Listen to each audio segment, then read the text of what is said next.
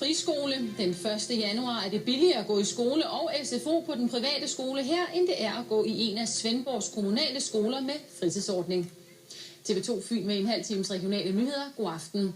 Sæt dit barn i privatskole og spar penge. Det er virkeligheden flere steder på Fyn, hvor priserne på SFO'en i den kommunale skole nu er så høj, at det er billigere at sende børnene i privatskole.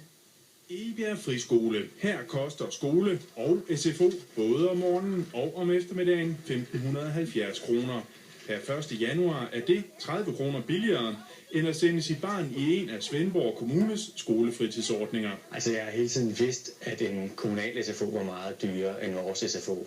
Tendensen går igen landet over. SFO-taksten cykler i vejret for at undgå besparelser på personale i det kommunale. Samtidig med, at privatskolerne kan gøre det, de altid har gjort for de samme penge. Jamen, vi har helt klart et højt ambitionsniveau. Friskolen er fra 1863, har 79 elever og er funderet på de grundtvigolske tanker. Statistisk scorer friskolebørn højere til afgangseksamen. I Egebjerg ved de godt, hvad der er styrken. Vi har relativt få elever i klasserne, så vi kan sætte ind lige præcis der, hvor eleven er rent fagligt. Ved at gå på en lille skole, der bliver man også meget godt rustet socialt.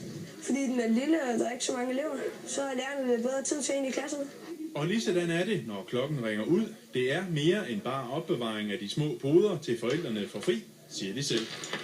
Vi vil gerne tilbyde dem et sted, hvor de kan føle sig trygge, og et sted, hvor de kan udfolde sig. Et sted, som er indholdsrigt efter en dag i skolen. En årlig besparelse på 360 kroner får vel de færreste til at flytte børnene til en privatskole. Men alligevel erkender Svendborg Kommune, at prisforskellen kan virke paradoksal. Hvis man sådan hen over landet kigger på, hvad der er sket med SFO-taksterne i de her budgetforhandlinger, hvor det jo er en landsdækkende tendens, at vi hæver vores SFO-takster, så kan jeg godt se, at man i det lys synes, at det kan se lidt paradoksalt ud. Årsagen skal ikke findes i SFO'en, men i kommunernes generelle husholdningsbudget, der er presset. Der skal findes penge her eller et andet sted.